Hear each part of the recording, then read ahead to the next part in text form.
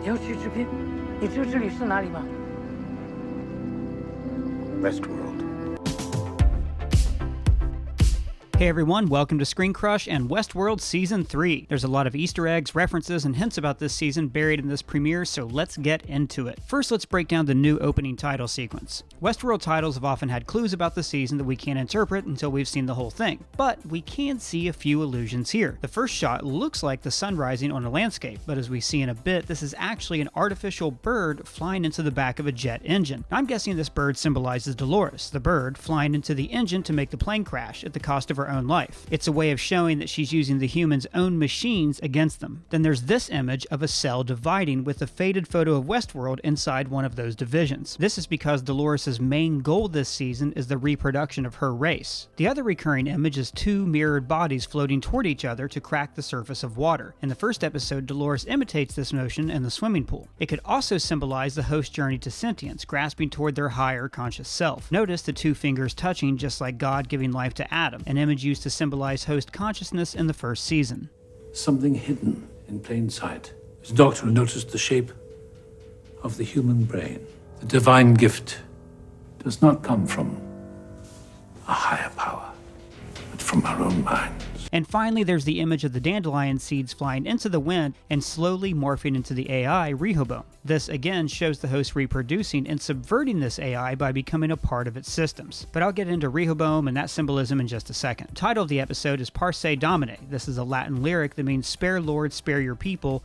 Be not angry with us forever. And this has many meanings that relates to the episode's theme of gods, higher powers, and belief. In this episode, Dolores points out that there is a part of our brains that allows for belief in God or a higher power.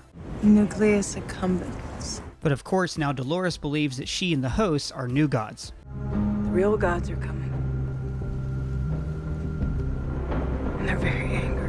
Now, this dude points out that he's an atheist, but you don't have to believe in God to believe in a higher power. Their world is controlled by a data algorithm AI called Rehoboam, so most people even have implants to easier synchronize with the AI. You ever think about getting your implant turned back on? Smooth some of the rough edges off?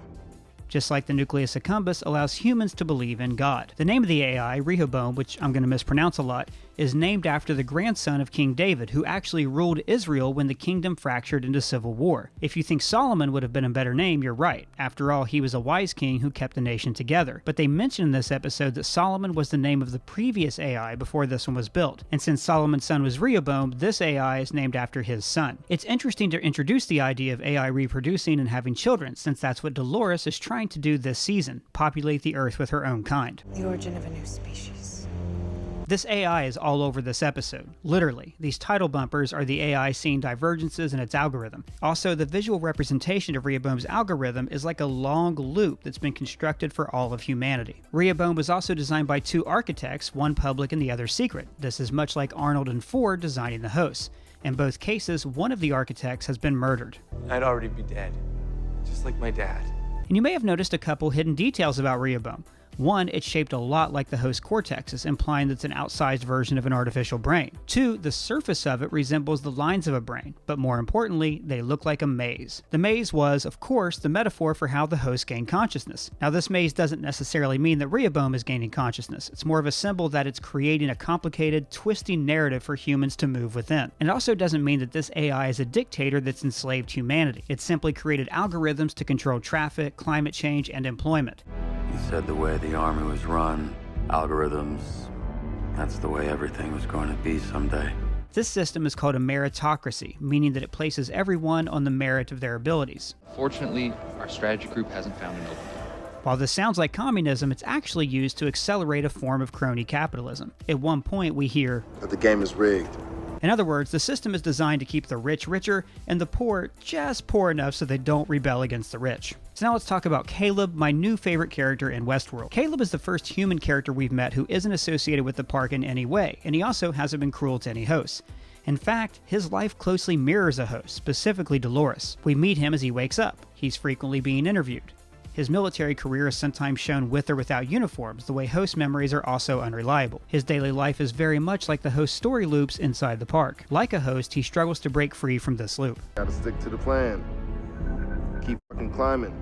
When he says the game is rigged, this is very much like the game inside the park, where the hosts were built to lose to the human guests. The app Caleb uses, RICO, is named after the law that allows federal authorities to prosecute criminal conspirators under the same umbrella. This app is like a TaskRabbit for criminals, but it also works as a kind of mini storyline, the way the guests in Westworld can opt into side quests that the hosts are offering. No, I'm only trying to rope you into some treasure hunt. Caleb's name is taken from Hebrew and it means a faithful dog. This Caleb is kept submissive, like a dog. And as we saw in the ending of the trailer for the next episode, he's faithful to Dolores. I'm with her. And by the way, her falling into his arms at the end was meant to mirror how she originally found William. But there's also a biblical figure named Caleb that might give us clues about his role for the season. Caleb was a member of the tribe of Judah, one of the 12 whom Moses sent to scout the land of Canaan. Now, if you're not familiar with this text, Moses led the Israelites into the desert to find the land of Canaan. They wandered around for a long time before entering the Promised Land. This is much like the hosts, wandering in the desert, or the maze, before entering the Promised Land of freedom and sentience. Caleb could be their human ally, scouting the land ahead to help Dolores. And side note, Caleb's tribe, Judah, eventually became the Kingdom of Judah, which was led by King Rehoboam. So this Caleb is a member of the same tribe, the human tribe, that's led by this AI. He makes a living as basically an assistant to a Delos construction bot. This is meant to emulate the famous photo of workers building Rockefeller Center, except now the workers have all been replaced by artificial labor. At one point, he says, Better living through technology. This is a spin on better living through chemistry, a DuPont slogan from the 1930s that came to mean advancing technology makes human life better. Better things for better living through chemistry. He finds Dolores shortly after telling his AI shrink, We'll have to find something, someone real. Which on the surface is a cute joke, but from a certain perspective, Dolores is more real than the artificially constructed society that Caleb can't fit into. No offense, but are you human? She's not part of some loop like the rest of human society, she's a free-thinking individual. When he finds her, this graffiti is the same figure that we see in the center of Arnold's maze, that represents full consciousness. Because in this moment, Caleb is stepping out of his loop and about to become an individual. So let's get back to this episode in the opening scene.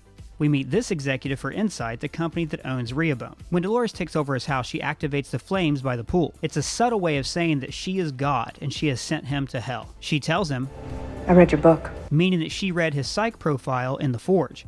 She basically has a full brain scan of everyone who ever visited the park. She also creates different surroundings for him, suddenly making him appear in different places. This is much like her memory hopped around in Season 1. We're going to see a lot of parallels like this throughout the season. We've seen robots learn to act more human, and now the humans are going to become more like robots. Or the show is going to show us that we already act like robots, like Caleb's loop. It's hard to break our loops, isn't it? What I thought was most interesting about this opening is that Dolores not only spares his wife, she liberates her. Who are you? The person who set you free. So her goal isn't just about destroying humanity. Now it's about destroying the corrupt system that oppresses the hosts and poor humans. But she wants to replace this AI with a system where the hosts rule over the humans. She's doing this by replacing key humans with hosts, using the 5 cortexes she smuggled out of the park. This was the plot of the movie Future World, a sequel to Westworld back in 1976. In that movie, reporters uncover a plot to replace the world's rich and powerful with robots. You want to be the dominant species, but you built your whole world with things more like me. And this keeps going back to the idea of tools. Fake Charlotte says, robots don't kill people, people kill people. Meaning, don't blame the tools, blame the user. In this show, we've seen humans using machines, but in this episode, Caleb's robot co-worker is more like a machine using him as a tool. And now, through the AI Rehoboam, powerful humans are using poor humans as tools. These discs that people ingest seem to activate with their implants, allowing their mood to be controlled by a host control panel. So, temporarily, people can have their behavior modified like a host. So now let's look at Bernard, whose new name is Armand Delgado, which is an anagram for Broken Bernard, just like Bernard Lowe was an anagram for Arnold Weber. He's working on a real farm with real livestock, but that still has robot service animals replacing real cows. He runs self-diagnostics on himself that are very similar to the ones that Arnold ran on Dolores. Now let's talk about the art gallery, which is loaded with symbolism. The song playing is called Human. If you look up the lyrics, it basically proclaims that the singer's a human because she has all of the parts of a human body, and these exhibits are reducing humanity to their parts. We see isolated mouths, faces, models who might be hosts displaying anatomy, and humans in burial garb beneath a house. Marshawn Lynch plays a fellow criminal whose shirt displays his mood. This is very much like a host, stating their emotions as binary sensations. Again, it's one way to show that as these robots have become more human, the humans are becoming more robotic. This guy OD'd on the mood control chips and he's broken his tablet. Now there's a lot of symbolism here. He's yelling about Shadow people! Shadow people! So what does this mean? Well, there's one possible metaphor that Dolores is replacing people with shadows of their true selves. But there's also a philosophical connection. Plato famously used the allegory of a cave to describe human existence. In this allegory, humans lived their entire life chained in a cave, only seeing their shadows on the cave walls. They saw these shadows and they thought, well, that's me, I am that shadow. In the same way, the hosts see themselves as characters written by writers, and humans like Caleb are defined by their daily routines. Like Tyler Durden said, "You're not your job. You're not how much money you have in the bank. Not the car you drive. Not the contents of your wallet." The metaphor is about recognizing your inner true self, not the illusion of self you show to the world.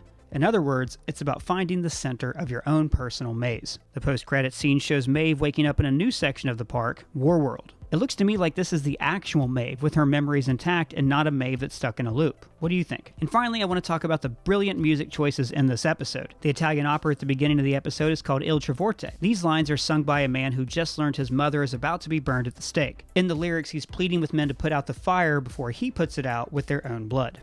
In other words, Dolores has watched her people burn, and now she's out for revenge. Elsewhere in the episode, we hear 99 Luftballons. This cheery ditty is about toy balloons showing up on a military radar, and a software glitch reads them as missiles. This sparks World War III and nuclear holocaust. Just like in Westworld, a glitch in the machines released bloodshed on the world. And the song Common People by Pulp. It's about a man meeting a rich girl who wants to pretend to be poor so she can feel more real. I don't think I need to explain how that applies to Westworld. And the song at the party is Dissolved Girl by Massive Attack. This song is about a woman who has given her heart to so many men that she feels like she doesn't exist anymore, and she's struggling to find emotions that are real. Again, there are many parallels here to Dolores. So, I'm going to leave you with a wild, crazy theory. There's talk about simulations in this episode. We're living in a simulation. So what if this is all a simulation? Like maybe Dolores has already uploaded herself into Rehoboam, and all of this is a visual representation of her trying to virtually hack into the system. Also, remember, this guy's right. He does exist in a simulation, a TV show called Westworld. Well guys, that's all the Easter eggs I found. If you found any, let me know in the comments below. And if it's your first time here, please subscribe. For Screen Crush, I'm Ryan Airy.